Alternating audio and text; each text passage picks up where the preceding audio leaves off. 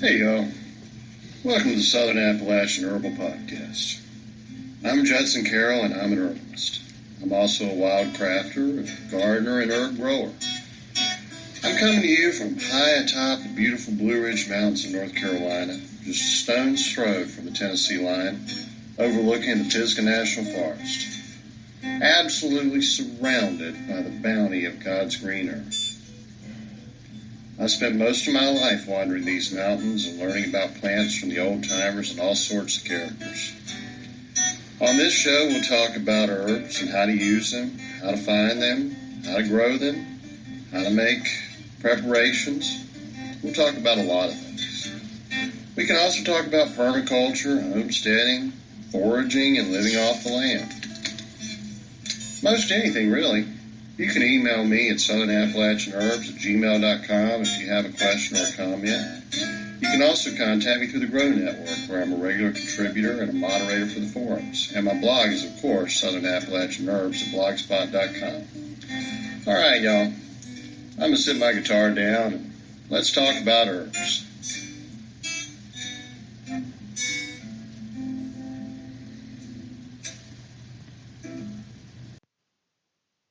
Hey y'all, welcome to this week's show. I'm going to jump right into the herbs again this week because there's actually not a whole lot for me to report right now. Yeah, I've done very little this week except watch it pour rain almost constantly and write. So I've got a lot of writing done. Can't be out in the garden as much as I want to, can't be out in the woods or fishing as much as I want to. But, that's life where I live and it's worth it. It's really nice to wake up in the morning. It's nice and cool and foggy, and there are mushrooms everywhere, and everything looks like something out of one of those Lord of the Rings movies. I mean, that's the environment I live in, and it's absolutely beautiful. Uh, but we get a lot of rain. Sometimes I feel like I could be growing mushrooms on my clothing or even my skin. I get drenched and and in that fog so much. But I do have one interesting thing to report. There is a publication, it's on Substack. It's called, all right, now y'all know I'm going to pronounce Latin with a southern accent. I probably don't pronounce Latin properly, but it's Missio Dei. That is spelled Missiodei, Missio Dei. And you can find it on Substack. And I'm telling you this because they have recently invited me to submit articles to them. And it's pretty great. It's really good. They want me to focus on my book, The History and Practice of Christian Herbal Medicine. I'm actually taking excerpts from that book, much like I do in my podcast with some other books. Like today, when I talk about Viburnum or Cramp Bark, that will be largely drawn from my book, The Encyclopedia of Medicinal Bitter Herbs. Well, on their site, which is a Christian site, I get to talk about the history of Christian herbal medicine as it developed through the centuries. And as I've said before, I really think this book, or that book, I guess I should say, The History and Practice of Christian Herbal Medicine, is perhaps the most important book I've ever written.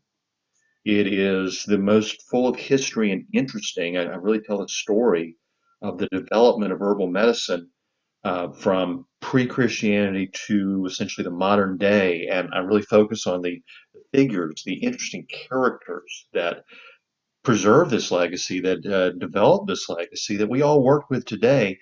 And as I say many times, you're not going to be taught that in college. You're not going to be taught that in most herb schools. I mean, there is an herb school that whose name I will not mention, and at least a couple of years ago, they were offering huge tuition discounts for, let's see, women, anyone in the LGBTQ XYZ community, or people of non-Christian religions. So, I have looked at their curriculum, and I don't think they're going to teach you the history of herbal medicine. You're going to pay a whole lot of money and not get the full story. Huge amount in tuition. I mean, you would think this was a university and they were offering you credentials, but there are no credentials.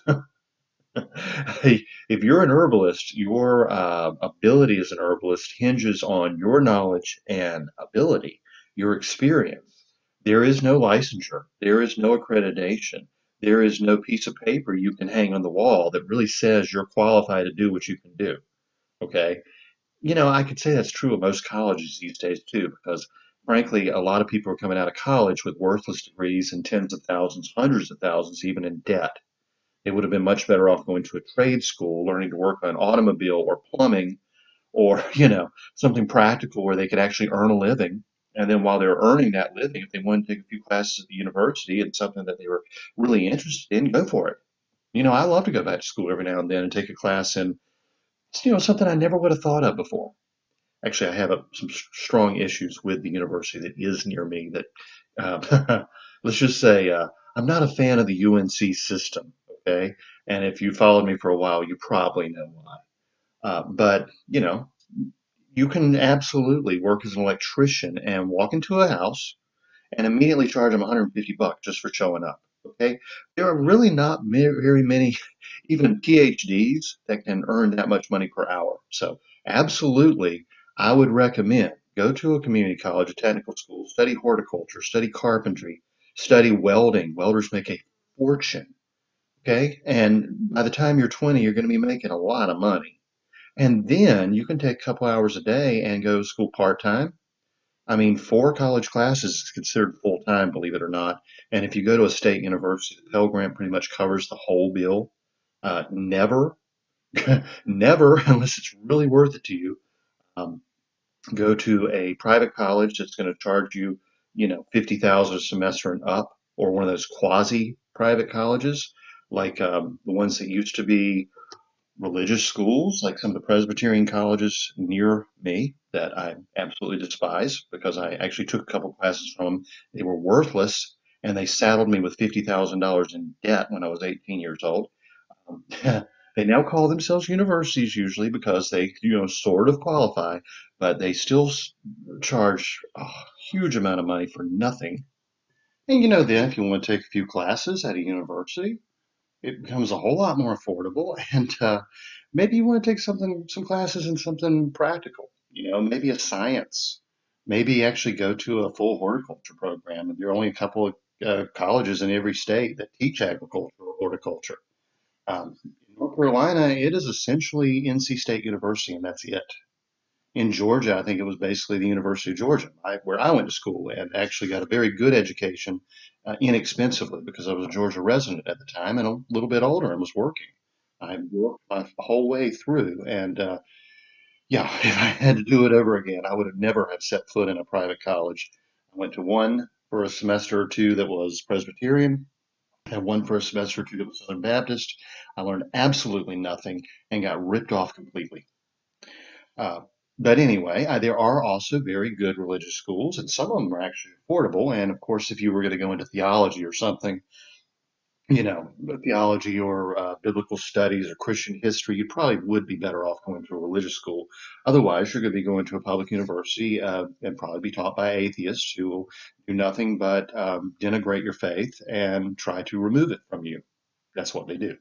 They actually do that at Presbyterian colleges too, by the way. If you ever think you're sending your Presbyterian, like, a lot of people are in North Carolina, and you're going to send your kid to a good Presbyterian school and they're going to come out with, good Christian faith and morals and values, forget it. They're going to go in there and they're going to be called back communist and they're going to be probably come out of there a drug addict, pregnant, having gotten someone pregnant. They're going to be paying financially and with their lives for the rest of their lives for the privilege of going to a supposedly Presbyterian college. I can tell you there are at least 2 Presbyterian colleges in North Carolina where the faculty is almost entirely communist and essentially atheist. But they call themselves Presbyterian and who can question it, right? So getting back to what really matters, as I said, Missio Dei is a publication online, and they have invited me to write for them. And I get to submit articles about my book, History and Practice of Christian Herbal Medicine. I hope you all will check them out. Like I said, they're on Substack. You can just search for their name online. Just go Missiodei, and it should pull it up immediately. Or you can go to Substack and find them directly. And it is a Catholic website, by the way. You probably know that because it uses Latin in the name. If you're Catholic, you're going to love it. And I'm telling you, if you're not Catholic, check it out anyway, because you probably like my articles at the very least. But, interfaith dialogue is one thing. It's like, when Christians are talking with Muslims and Jews and Hindus and all that, that's always good. You know, always a good thing. Understanding our common humanity, it kind of is what can help us end wars and not, have as much conflict as we have. But dialogue within the Christian faith, interdenominational dialogue, if you want to think of it, or ecumenical dialogue, as it's called properly, is remarkably important. you know, I am I read the Bible a lot. Let's just put it that way. I grew up Baptist and was Methodist for a time. I was a Methodist youth minister actually before I converted to Catholicism. I know my Bible. I actually usually read the entire Bible every year. 5 pages a day, 5 days a week. You can do it. It's no big deal. It says in the Bible, it says in the New Testament, that divisions among Christians are to be absolutely avoided because this is a can, according to the words of the Bible, divisions among Christians are dividing the body of Christ. They're like crucifying our Lord again. Now, I understand there are different denominations, and there are actually well over 2,000 denominations in Christianity, all of which believe very different things. Okay? No two of those denominations believe the exact same thing. We have a lot of divisions. Really important to heal those divisions, to bring together unity through dialogue, if we want to actually do what we're called to do as Christians, which, as Jesus said, love one another. There is no place for bigotry within Christianity. A lot of times people think of bigotry in terms of race, okay? And it can be, yeah. If you're one race and you hate another race just on the basis of their race, you're not being a good Christian. Again, the Bible says there is neither Greek nor Jew, there is neither, male nor female. We're all the same as Christians. Those differences may be distinct between, gender and race and nationality and ethnicity and all that. But as Christians, we're brothers and sisters in Christ. There's no difference between us. So, if you think hating someone because of their race is okay, you're definitely not a Christian. Sorry. Jesus doesn't like that. He specifically said don't do it. Also, if you think hating someone because of their denomination is okay, you're not a Christian. You're not doing what Jesus asked. If you're, I mean, I don't care if you're a Protestant that hates Catholics, if you're a Catholic that hates Protestants, if you're, I don't know, Greek Orthodox and you hate the Pentecostals, okay, well, whatever. That's not what Jesus said to do. He didn't say anything along the lines of accepting what you know is wrong, but he did say, love one another as I have loved you. And he loved us enough to die for us. So if you want to be a good Christian, always, always treat your fellow Christians of other denominations with love and respect. And so, if you want to find out a lot about what, basically, these are a bunch of, I would say, Catholics between the age of maybe early 20s to 60s. It's fairly contemporary, and it's really good, insightful articles. Every day you get a biblically based study of the gospel passage for that day. In the Catholic Church we have a calendar. There are gospel readings, there are Bible readings for every day, and well, they send that out every morning with a nice little commentary. It's nice. Protestants usually call that a devotional. It's just a difference in terms, and I think if you check out at least my articles on there, I'd really appreciate it. And as I've mentioned before, even though I think that is my most important book, my most interesting book even, it has hardly sold any copies at all. So if you're looking for a good book to read, especially one that you can share with friends and family and teach them that herbalism really has a strong Christian history of various denominations, by the way. I mean, there are Catholic and Protestant herbalists that I talk about in this book, and in various nations, various cultural traditions. I hope you'll buy my book. It's available on Amazon, or you can get the PDF directly from me. But I'd really like you to have a paper copy of this book so you can hand it to someone and let them read it. I would like for when you have kids, grandkids, nieces and nephews, and they're interested in alternative medicine, or maybe they're interested in nature. That's how I came to it. was through nature. And our culture is pulling him away, saying, you have to be essentially a neo-pagan. You can't have anything to do with Christianity if you want to embrace nature and herbalism and alternative medicine. You can say, no, wait a minute, that's false. That's probably something you'd be taught in Presbyterian college. Here's a book, and you can take this book and you can read the actual people, the actual great figures of herbal medicine over the last 2,000 plus years, and know your history and your heritage. That's why I wrote the book. And like I said, I really would like to see this one on every shelf of every Christian herbalist in America and the rest of the world. If I had my druthers, as we say in the South, that means I'd rather, so it gets shortened from druther. If I had my druthers, that would be my dream. I didn't actually write this one for the money. I kind of saw it as sort of almost a mission, to tell you the truth. And it's a good book. It actually is. I did a interview with a lady, podcast, the Holistic Health podcast, the other day, and she started reading to me a passage from my book. And of course, it's been over a year since I wrote it, and I don't read my own work, by the way. I don't even have a copy of books physically in the house. I don't know. To me, that seems almost like egoistic. If I were to have my own books on the shelf, so I don't buy my own work. And she starts reading to me a passage from my book, and I didn't know it was my book. I'm listening, I'm thinking, hey, that's pretty good. And then I realized it was me that wrote it. So I kind of blushed a little bit, I think, on camera when I realized that. But anyway, y'all, I'm going to get into the herbs. And like I said, we have a very interesting one this week. It is viburnum or cramp bark. Viburnum has been used, it's another of those herbs that's been used for thousands of years. I mean, Dioscorides wrote about viburnum most likely. Okay. Um, Name he used for it, for viburnum, is a little tricky. He could have been meaning another plant, but given the characteristic that he listed for the plant, we believe it was viburnum. Now, you may know viburnum as Guelder Rose if you come from the British tradition. That's what they call viburnum in England and some places in Western Europe. But it's mainly an English name.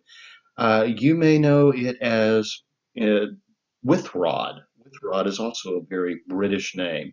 But if you're American, you probably know our native species like black haw or possum haw, even that are really, fairly common uh, plants in the South. You can find these in most places. They're much used by the Native Americans and by early settlers who recognized them immediately as being just like the Guelder Rose, which is, by the way, Viburnum opulus.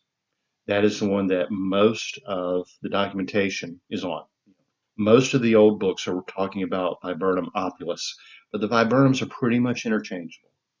They are usually bushes or shrubs, though they can get pretty big, and they some can actually be considered trees.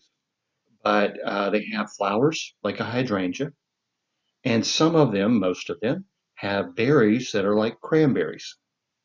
So a lot of times these plants get confused with hydrangea, which don't do that. Hydrangea can be toxic in certain amounts. We'll double check that. Sometimes they can be confused with cranberries, and you're perfectly safe, as far as I know. I mean, both fruits are edible, and people in the South make a lot, or they used to. I mean, especially in the swampy areas, like where I spent half my life down in the eastern part of North Carolina, going down to Georgia and Alabama and Louisiana, Mississippi, where they have a ton of haws, black haws, possum haws, all that.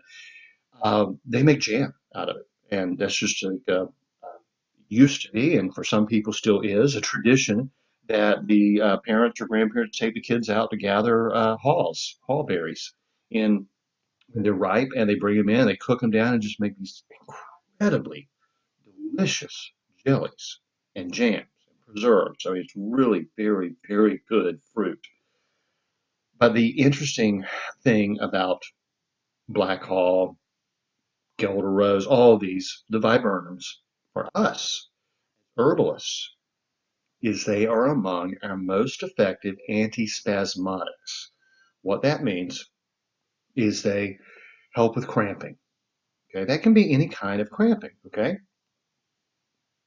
if a lot of times, a lot of times young ladies will ask me what they can do about menstrual cramps. First thing, viburnum, called cramp bark for a reason, right? I always say, look into this. Of course, I don't prescribe anything. I don't recommend anything for a specific condition, but I say traditionally this has been used by Europeans and Native Americans and a whole lot of other people well into Central Europe and beyond that had very little contact, no contact. They found the same plant useful for the same purpose. That's what we call empirical evidence, and that is the heart of herbal medicine and our tradition. It is incredibly good for the menstrual cramps. It is incredibly good for muscle cramps, sore, tight, knotted muscles. Foot cramps, Charlie horses. It is incredibly good for many types of headaches. It's very good for intestinal cramping, like if you're having diarrhea or something. It is an antispasmodic. And for that reason, if you can grow one, there should be one of these plants in everybody's yard. I mean, really, they are that effective, they are that useful. And if you can't, definitely have some on hand. Usually I will combine Viburnum with skullcap. Skullcap is just a nice little herb with a really unique little flower, and it's also antispasmodic and relaxing. My friend Tori again reminded me of a video by Dr. Patrick Jones, just recently, where he was talking about the uses by Burnham and Skullcap, and he mentioned in particular kidney stones, and it's very valid when you're trying to pass a kidney stone. The problem is trying to pass that stone through a narrow tube, right?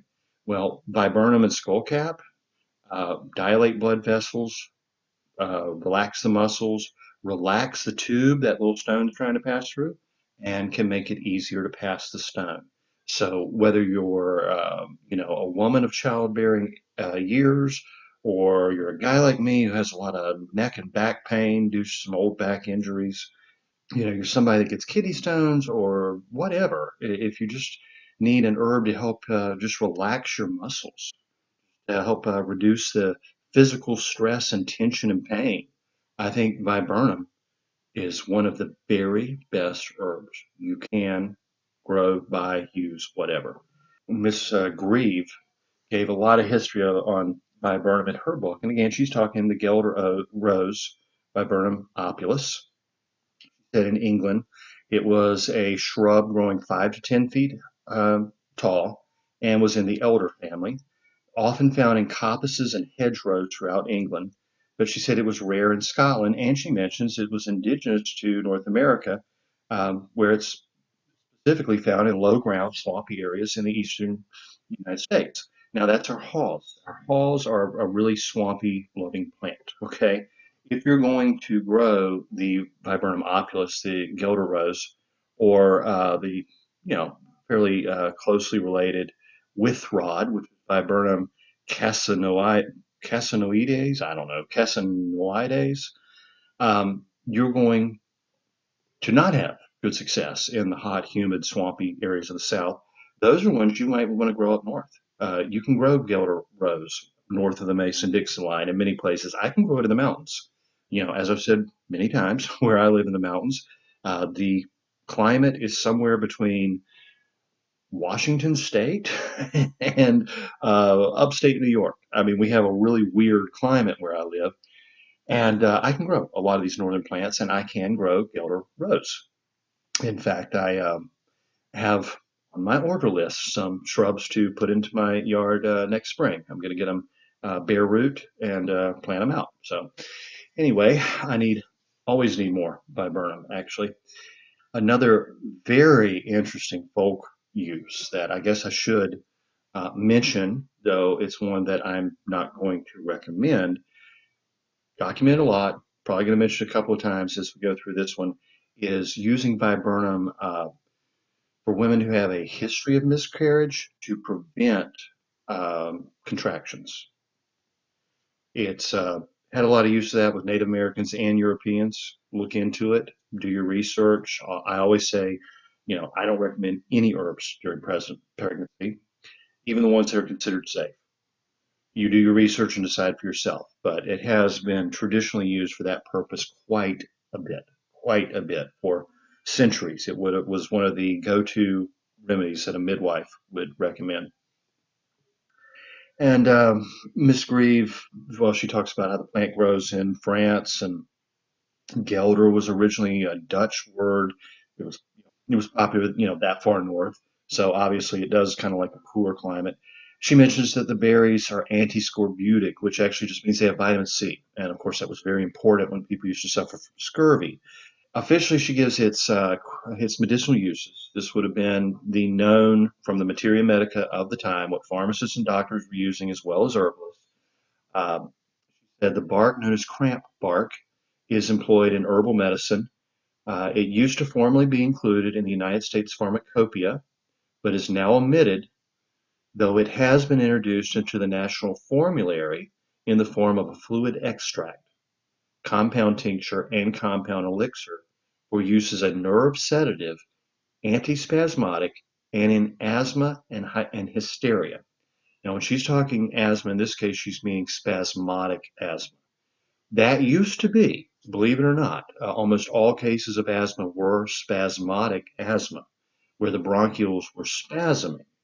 And so antispasmodics like Viburnum would stop the spasms, obviously, and help prevent the asthma attack or help stop the asthma attack.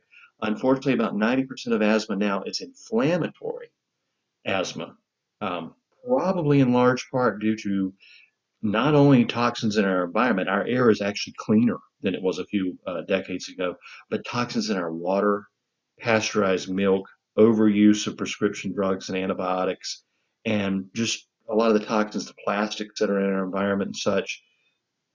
We have sort of an epidemic of asthma now, very much like we have an epidemic of diabetes, really because we just won't eat real food. The Amish, the Amish have the lowest instances of asthma in the United States. What do the Amish do differently? Well, they drink unpasteurized milk for one thing. They eat natural foods that they grow themselves and the livestock they raise on their properties, and they don't have a lot of plastics. They don't have a lot of plastic bottled water. Think about that bottled water you're drinking, all the chemicals, the carcinogenic, inflammatory, and estrogenic chemicals it's picking up from just being in a plastic bottle. God didn't make water to come in a plastic bottle. I love this old spring on one of my favorite trails in the mountains. Used to be a cabin up that way, and they had this wonderful little boxed-in spring, and in there, I assume it's still there. It's been there all my life, was probably 100-year-old when I was a kid, at least, tin cup suspended from a chain.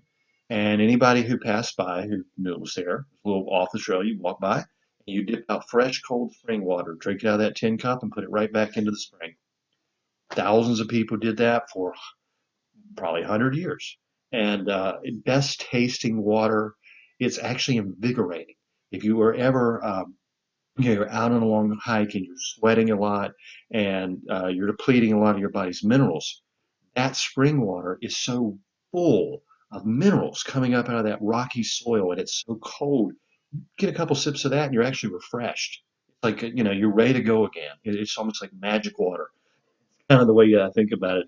And really, there's a whole philosophy behind the sort of the restorative powers of water. We've talked about that a lot before.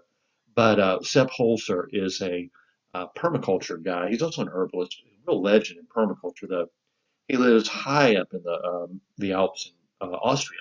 He inherited land that was considered to be too steep to grow anything on, and he turned it into one of the most productive farms. He makes little sun traps and nooks. He actually grows citrus up in the Alps, tropical citrus up in the Alps of Austria. The man's a genius. But he also subscribes to some of the biodynamic dynamic principles of water. And he has this whole system on his property. You can see some of this on YouTube. It's SEPP, and I'm just going from memory here. I think it is HOLZER. There could be another letter in there somewhere.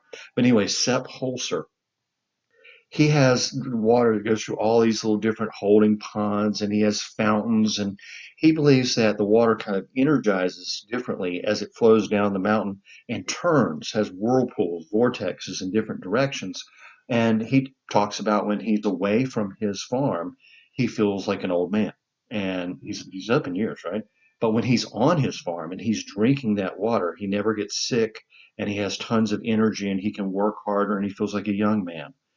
I think there actually is some truth to that, even if it's just a matter of the minerals that come from natural mountain spring water that isn't contaminated by plastic. I don't care if your bottled water says spring water, it's no better than the water coming out of your tap. I'm sorry to have to inform you of that, but actually your tap water may even be cleaner. You can find a million studies that'll back that up. They found the tap water in LA, in Los Angeles, was more pure and cleaner than most of the premium brands of bottled water. And if people start drinking their tap water and insisting that it not be treated with fluoride and chlorine and chloramine and all the chemicals that are in it, we could keep a lot of those plastic bottles out of our waters. As a fisherman, I'm very aware that in rivers, lakes, the ocean, there's just trash everywhere and it's all plastic. It's not good. I don't care if you're an environmentalist or not. I'm not particularly that much of an environmentalist, but I know that we're about knee deep in plastic water bottles these days and those idiotic face masks they force people to wear for COVID. Back to herbs. uh, she says that the bark collected in Northern Europe was what was being used in their pharmacopoeia of the time. Now, in a completely, flip that over on the other side, and we're going to go to the American South. And in Resources of the Southern Fields and Forests, which, as I mentioned many times, one of my favorite books, written by a botanist for the Confederate government to substitute for all the imports they couldn't get anymore during the Union blockade. He went through and found all our useful plants and documented them. It's massive, and it's well worth the price if you can find a copy. There are reprints, just like facsimiles. But the book was written in the 1850s. So anyway, if you could, well, 1860s, if you could find a copy, it'd be a really nice collectible. But do get a facsimile. They said in Resources of the Southern Field and Forest, specifically of black haw. It's one of our native haws. Of course, he mentions it's edible fruit. He found it in Atlanta. He found it in Mississippi. He went throughout the South. He was finding it everywhere. He cites a physician who was practicing in Atlanta at the time, who wrote in the Surgeon's Journal. I believe it was actually the Medical and Surgery Journal of 1847, that the medicinal properties of this plant were regarded as nervine, antispasmodic, astringent, diuretic, and tonic, and calms nervous disorders of pregnancy and uterine diseases. He said it was a valuable remedial agent. He said it is particularly valuable in preventing abortion and miscarriage, whether habitual or otherwise, whether threatened from accidental cause or criminal drugging. The editor of the same journal adds his testimony in favor that the same remedy and details of several cases of threatened miscarriage was promptly arrested. Now, again, I cannot recommend, nor would I recommend this herb to be used. But if you have a history of premature contractions or you are worried about it, talk with your doctor, provide him or her with some medical information on this herb. Go to sources like I'll get to in a minute, the physician's desk reference for herbal medicine. Show them that it has legitimate historical uses to help prevent miscarriage. Ask them to research it and then talk with them about whether you should use it or not. Same if you have a midwife. If your doctor is unwilling to discuss that with you, they're not treating you as an intelligent person, and you need to find another doctor. I don't care how convenient it is. I don't care how much you like them. If they don't have enough respect for you, um, after all, you're paying them. Doctors seem to be the one profession where they pride themselves in telling the customer they're wrong. At least insist, give them the information and insist they do the research and let you know if it's a good idea or not. I don't have a lot of respect for a doctor who doesn't respect his or her patient. There's another tangent I could go on for a while, and I won't. In King's American Dispensatory of 1898, they cover Viburnum opulus, which is the Gelder rose, and also black haw, and a couple probably that are interchangeable with black haw or native haws. But as for the Viburnum opulus, this was action and medicinal uses and dosages for the time. This was official information in a medical book in 1898. High, uh, it was called high bush cranberry or high cranberry in America. That's another name for the Viburnum opulus, the Gelder rose, because of that cranberry-like fruit. They said high cranberry bark is a powerful antispasmodic, and in consequence of this property, it is more generally known among American practitioners by the name of cramp bark. It is very effective in relaxing cramps and spasms of all kind, such as asthma, hysteria, cramps of the limbs or other parts, especially useful in females, especially during pregnancy, and is said to be highly beneficial to those who are subject to convulsions during pregnancy or at the time of parturition, preventing the attacks entirely, if used daily for the last 2 months of gestation. Same warning as before, don't, consult your doctor, but this would have been the information a doctor was using and prescribing from in 1898. Uh, Maybe this is one of those sources you want to bring your doctor.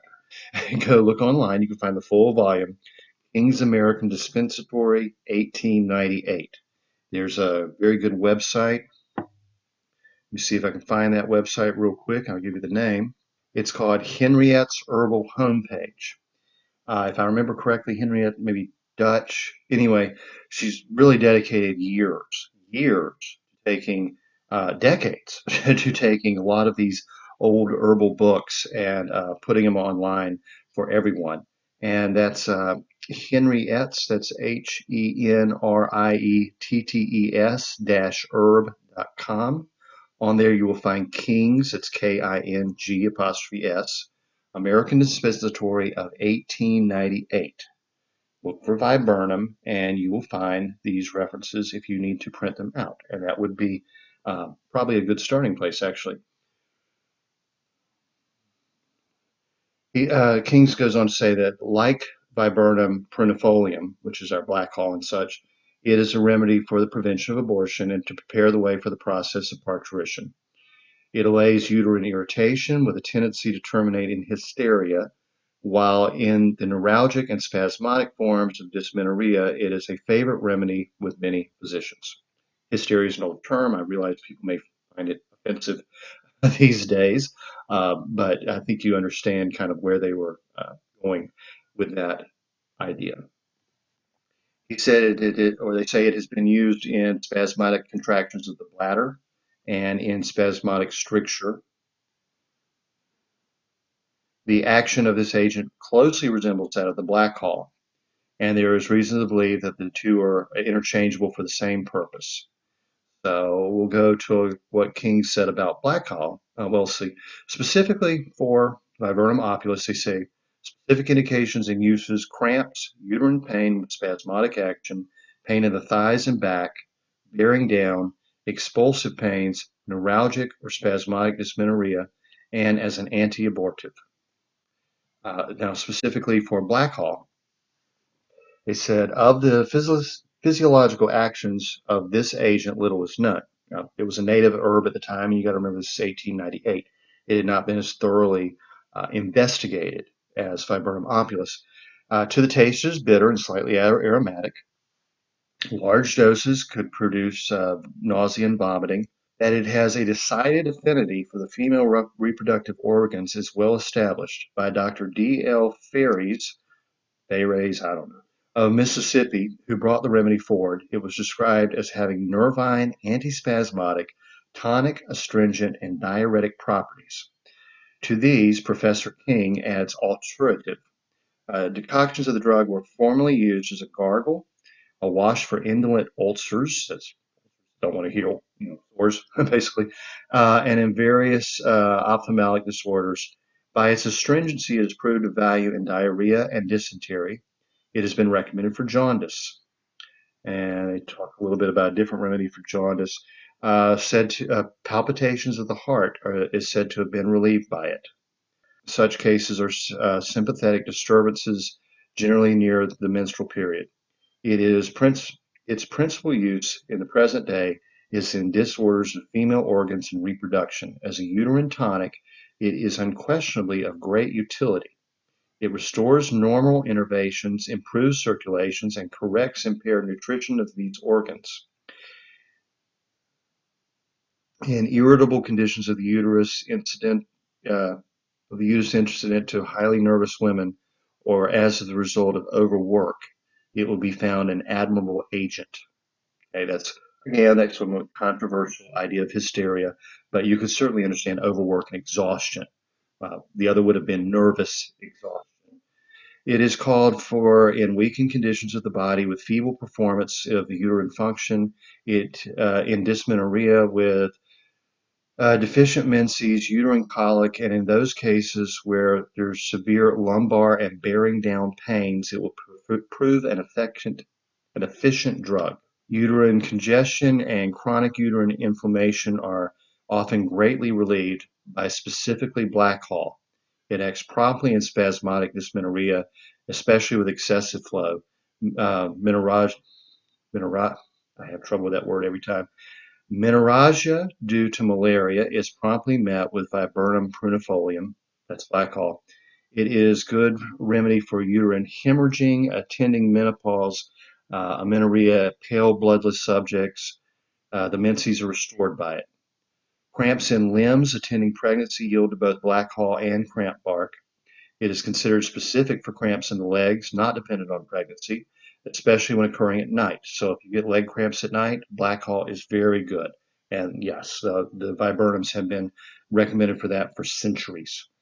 The condition for which Blackhaw is most valued is that of threatened abortion. It is the most prompt drug in the materia medica to check abortion, provided the membranes have not been ruptured. In all cases of habitual abortion, it should be given in small doses for a considerable length of time.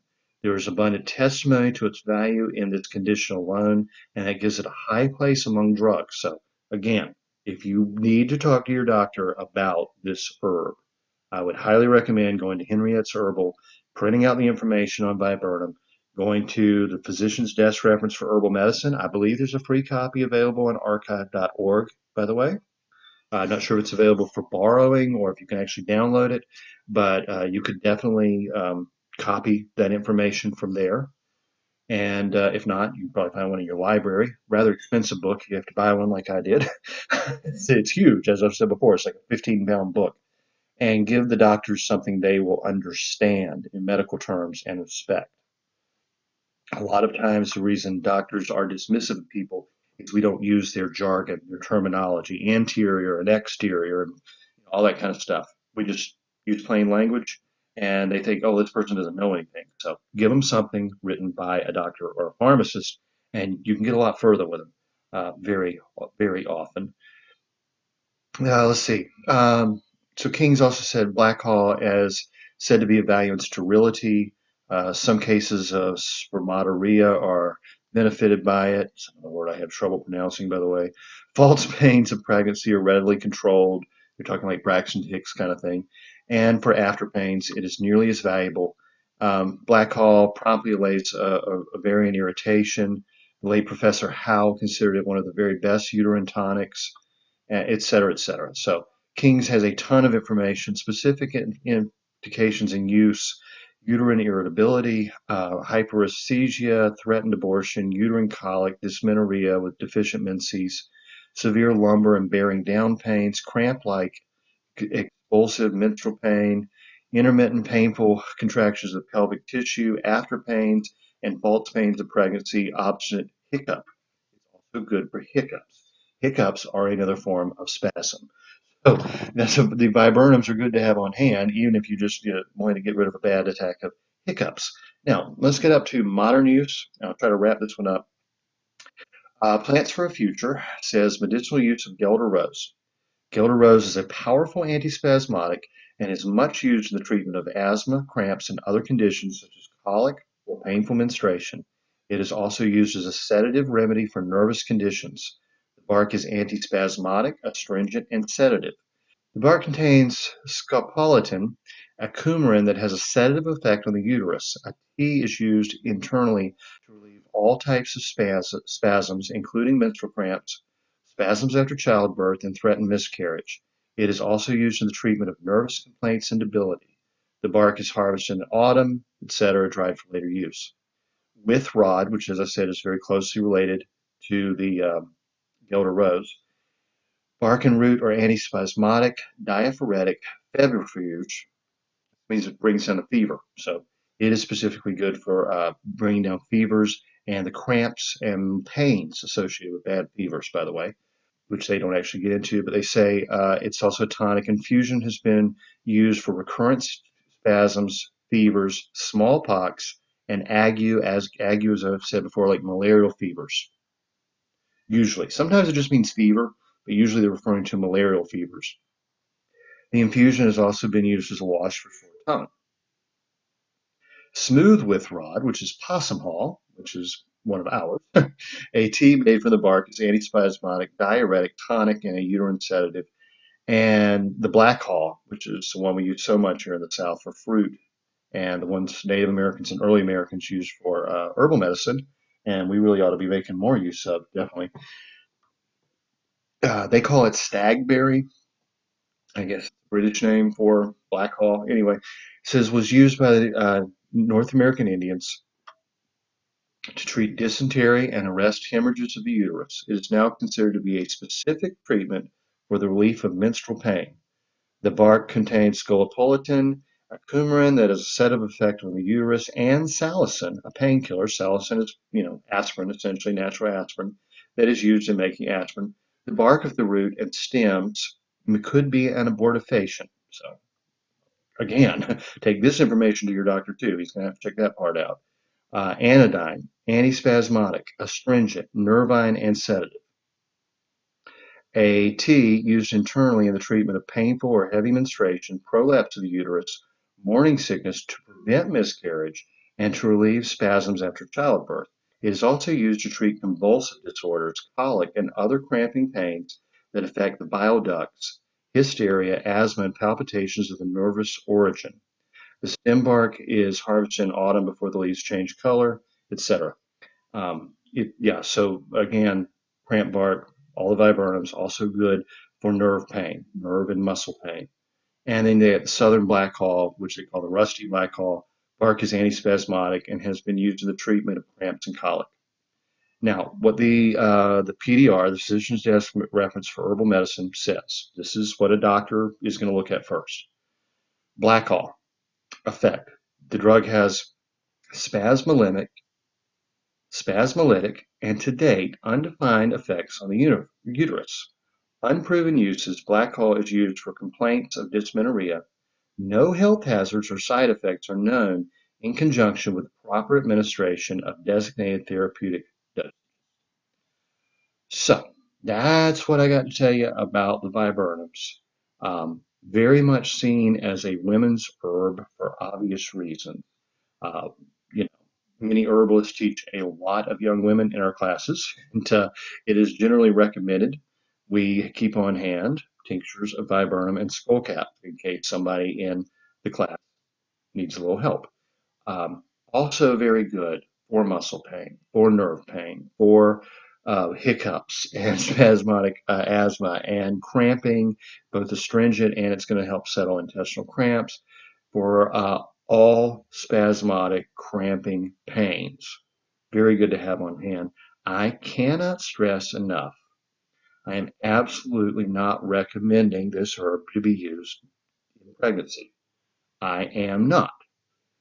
I am recommending if you think the herb could be beneficial to you, do your research, gather your research, and talk with your doctor or midwife or whomever you trust. One of the few times I would actually recommend walking in with a folder full of information and saying, doctor, please take a look at this and tell me if you think it would be safe for me or something I can use. The onus is on them. All right, y'all. Have a wonderful week. And I'll talk to you next time. God willing, it'll dry off a little bit. maybe I can get a little bit done outside, and I can tell you about some of the herbs that are growing wild. I had planned to do a whole bunch of herbal videos this summer, but I can't seem to get enough of a break in the rain to get much done.